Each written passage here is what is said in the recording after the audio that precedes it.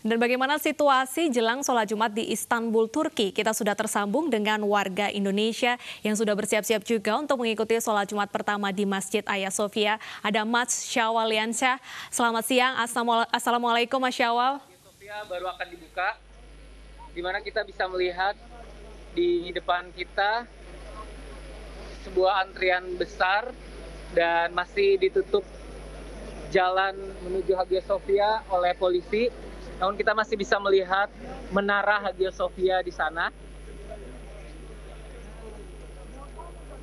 Antusiasme para pengunjung juga yang ingin melaksanakan sholat Jumat di sini sangat ramai, sangat besar antusiasnya. Bahkan dari pagi, dari tadi malam itu banyak yang sudah menginap. Bahkan di sekitar taman dekat Hagia Sophia juga banyak yang menginap. Namun pukul 12.00 tadi malam telah disterilkan dahulu sehingga akses menuju Hagia Sophia dalam 300 meter itu ditutup dan akan dibuka pukul 10.30 waktu sekitar atau pukul 2.30 di waktu Indonesia bagian barat.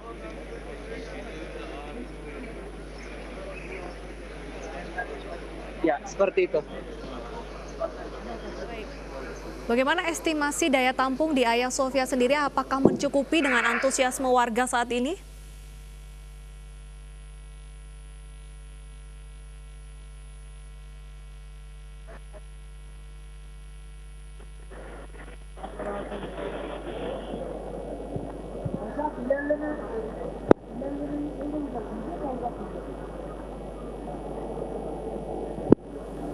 Yang mana Hagia Sophia akan pertama kali menyelenggarakan sholat Jumat. Dan tampaknya warga cukup antusias untuk beribadah hari ini. Kapasitas yang akan disediakan baik di dalam ataupun di luar Hagia Sophia hanya sebanyak 1.500 orang. Karena di dalam Hagia Sophia hanya menampung 500 orang dan itu kebanyakan undangan sekitar 200-300. Dan juga tentunya dengan keadaan saat ini harusnya di dalam Hagia Sophia dilaksanakan sholat Jumat dengan berjarak dengan social distancing.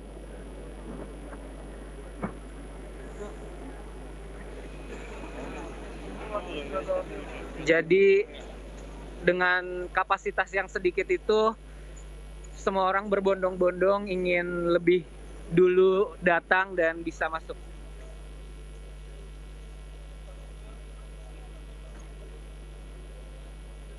Ya, karena Hagia Sophia kapasitasnya tidak sangat besar, walaupun besar tapi terbatas, sehingga masyarakat di sini itu berbondong-bondong datang untuk lebih dulu. Baik, terima kasih Mas Syawal atas informasinya.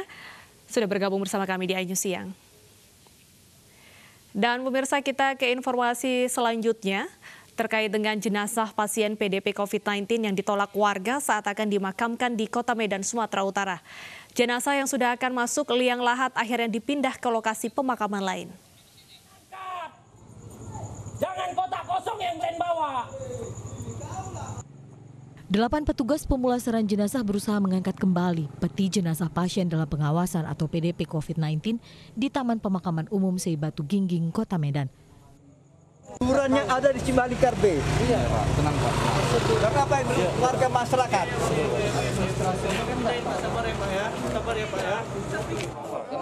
Warga Kelurahan Babura, Kecamatan Medan Baru menolak pemakaman jenazah pasien PDP ini karena khawatir tertular virus corona. Selain itu, jenazah bukan warga Babura. Nggak ada informasi sama sekali, tiba-tiba aja datang. Katanya ada izin camat, tapi tidak ada disertai surat. Ya diangkat kembali lah, ditempatkanlah di Simalingkar B yang tempat korban COVID. Mendapat penolakan warga, jenazah akhirnya dipindah ke tempat pemakaman khusus COVID-19 di Taman Makam Muslim Simalingkar di Kecamatan Medan Tuntungan, Kota Medan. Polisi pun bersiaga mengantisipasi kericuhan saat pemindahan jenazah. Dari Medan, Sumatera Utara, Adi Palapa Harahap, iNews melaporkan. Pemirsa, lebih dari 100 pegawai Rumah Sakit Dr. Muwardi Solo, Jawa Tengah dinyatakan positif terinfeksi COVID-19. Selama 2 pekan terakhir, selain dokter dan juga tenaga medis, staf direksi hingga bagian administrasi rumah sakit turut terinfeksi COVID-19.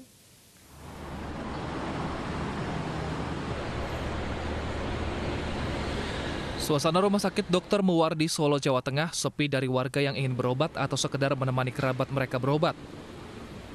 Suasana sepi ini sudah mulai terasa sejak RSUD Muwardi menjadi rumah sakit rujukan COVID-19. Ditambah lagi, ratusan pegawai di rumah sakit terpapar COVID-19. 100 sampai 100 itu jumlah akumulasi, Mas. Dari pemeriksaan tanggal 9 atau 9 sampai sekarang, itu jumlahnya begitu. Tapi semua sudah, sebagian besar sudah sembuh kan. Tetap bekerja terus. Ya,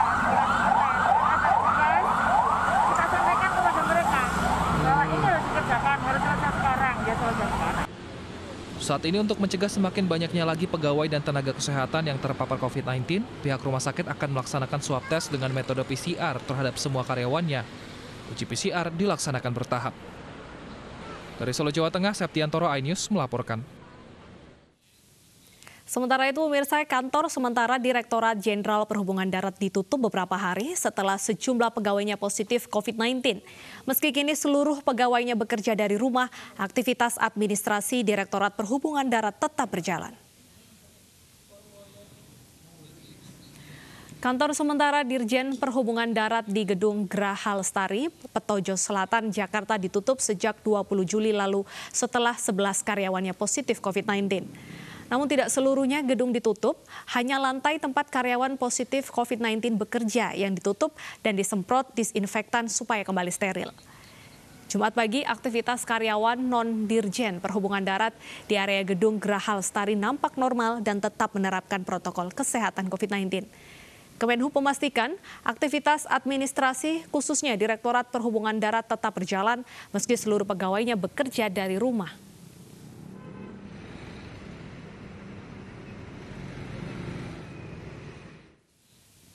Dan kita sudah terhubung dengan reporter iNews Vena Malinda di kantor Direktorat Perhubungan Darat Kementerian Perhubungan. Vena, jika kantor ditutup, bagaimana dengan operasional kantor Direktorat Hubungan Darat?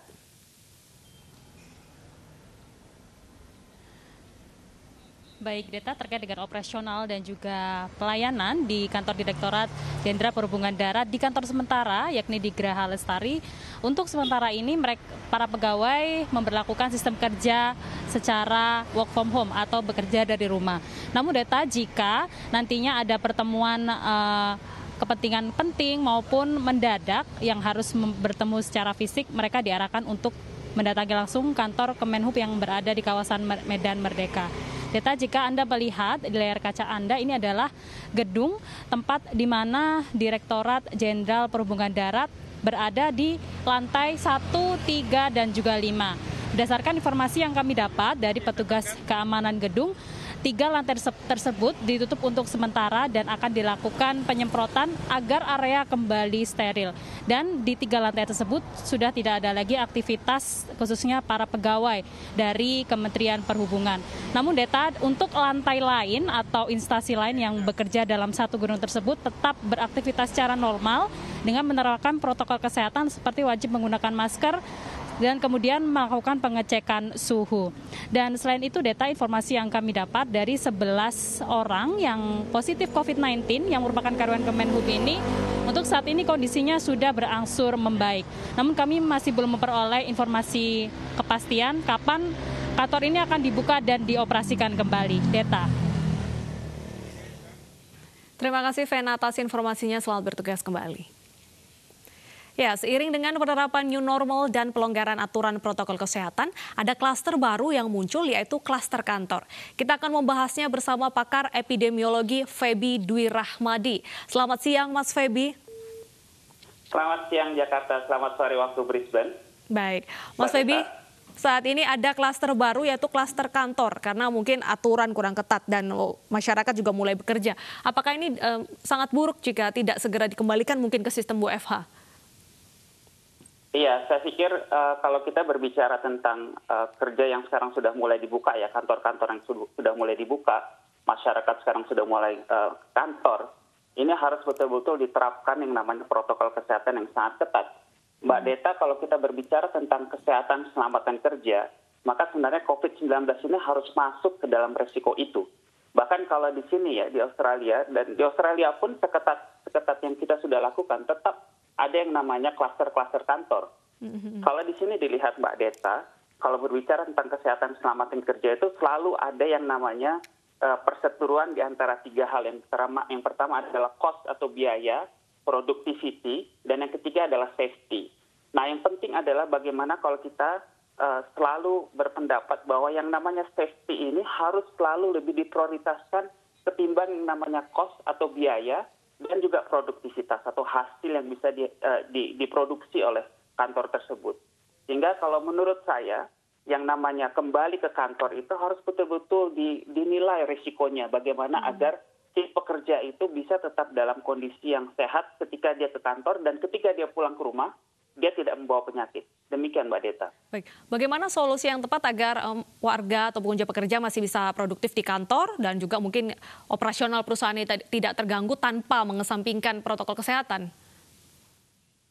Ya, jadi betul-betul yang harus dilakukan yang namanya risk assessment. Jadi kalau kita kembali lagi tadi seperti yang saya sampaikan tentang kesehatan keselamatan kerja, maka yang harus dilakukan adalah penilaian risiko.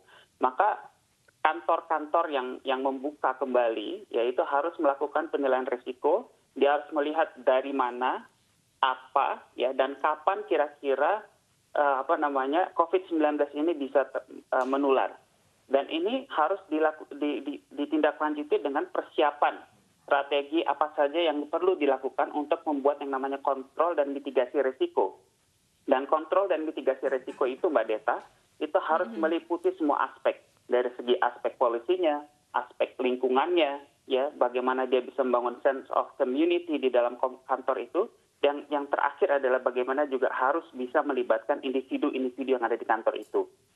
Kalau kita bicara dari segi kebijakan misalkan yang Mbak Deta, maka harus dimudahkan yang namanya bagaimana kalau ada staf yang dia punya comorbidity ya atau penyakit-penyakit penyerta atau dengan umur-umur yang lanjut diperkenankan untuk dapat bekerja dari rumah atau yang pekerja yang mungkin ada gejala-gejala flu ringan misalkan dimudahkan bagi dia untuk dapat cuti sakit misalkan. Dan yang paling penting juga adalah bagaimana pembagian jam kerja. Karena kan di sini juga kita berbicara tentang kantor itu adalah closed space ya, atau wilayah yang tertutup. Maka di situ harus betul-betul diperhatikan berapa kira-kira jumlah karyawan yang bekerja di jam yang sama di lokasi yang sama.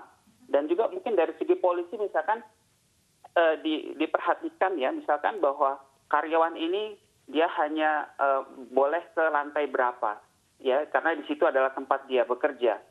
Namun demikian yang paling sulit adalah bagaimana membangun juga kesadaran dari karyawan-karyawan itu sehingga dia betul-betul bisa menerapkan polisi-polisi yang tadi sudah diterapkan. Baik, Mas Febi. Dan Mbak Deta juga yang ya. Baik, Mas Febi, saat ini yang menjadi perhatian adalah jam kerja bagi karyawan sendiri. Apakah di saat pandemi COVID-19 ini jam kerja ini memang harus dibatasi, tidak sama seperti sebelum ada COVID? Ya, saya pikir pertama dari segi jumlah karyawan itu ketika dia bisa berada di dalam sebuah lingkungan yang tertutup ya, dengan ventilasi. Ventilasinya juga kan kalau berdasarkan penelitian itu harus menggunakan ventilasi yang dia standarnya standar HEPA yang dimana itu yang dipakai di pesawat terbang ya sehingga dia bisa menfiltrasi udara-udara yang kotor, termasuk juga virus-virus yang mungkin menyebar melalui micro droplet ataupun droplet-droplet dari karyawan tersebut. Sehingga jam kerja itu menjadi sebuah merupakan menurut saya solusi hingga akhirnya bisa dipastikan si karyawan itu tidak berada pada kondisi yang yang tempat yang sama pada jam yang sama sehingga di situ terjadi penumpukan dan akhirnya potensi penularan itu bisa sangat besar terjadi. Baik, Mas Febi, apa yang harus dilakukan sebuah perusahaan jika ada salah satu atau beberapa karyawan yang positif COVID-19? Apakah di lockdown itu merupakan keputusan yang tepat?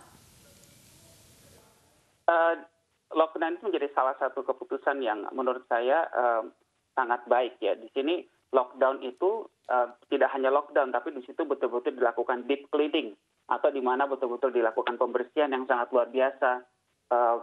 pembersihan harus dilakukan dengan kombinasi antara deterjen dan juga dengan desinfektan. Jadi tidak hanya dengan desinfektan saja. Lalu kontak tracing itu dilakukan. Jadi ketika ada satu kasus itu dilakukan tes yang luar biasa besarnya, sehingga akhirnya ketika ada satu kasus itu bisa dikejar. Kasus ini sebenarnya dari mana asalnya. Baik. Dan lockdown itu menjadi sangat penting menurut saya ketika ada sebuah kasus di sebuah kantor, karena untuk menghindari agar kasus Penularan itu tidak menyebar. Ya. Baik, terima Dan kasih. Yang paling penting juga Mbak. Iya, kenapa Mas? Dan yang paling penting juga Mbak Deta, bahwa kasus-kasus klaster ini harus diberitakan secara umum. Jadi tidak boleh ada yang namanya dirahasiakan. Baik, karena kemarin saya mendengar ada ini untuk menjaga privasi dan sebagainya. Saya pikir ini penting untuk diberitakan secara umum sehingga akhirnya menjadi kesiapsiagaan bagi masyarakat secara luas. Baik, terima kasih atas informasinya Mas Feby sudah bergabung bersama kami di iNews Siang. Ya pemirsa, kasus virus corona atau COVID-19 dari klaster perkantoran dapat mendominasi di daerah perkotaan. Guna mencegah penyebaran virus corona, Dinas Tenaga Kerja, Transmigrasi, dan Energi DKI Jakarta mengeluarkan protokol pencegahan dan pengendalian COVID-19 di tempat kerja.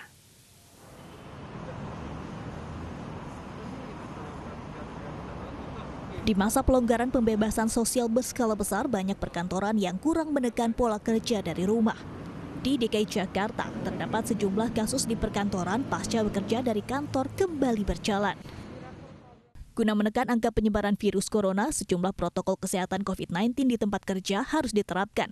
Di antaranya, membentuk tim gugus tugas COVID-19 internal perusahaan, pekerja yang hadir di kantor maksimal 50%, mengadaptasi waktu dan sistem kerja dengan keadaan pandemi COVID-19.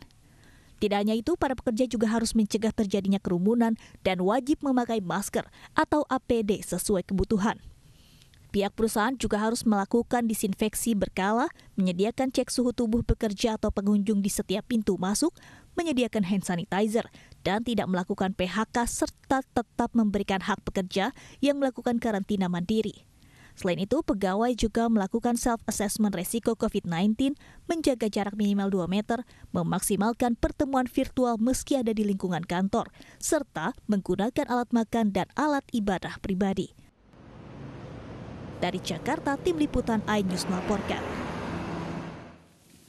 Akibat pelabuhan yang tidak tersedia, sapi kurban di Madura harus berenang menuju dermaga. Informasinya usai jeda, tetaplah di iNews Siang.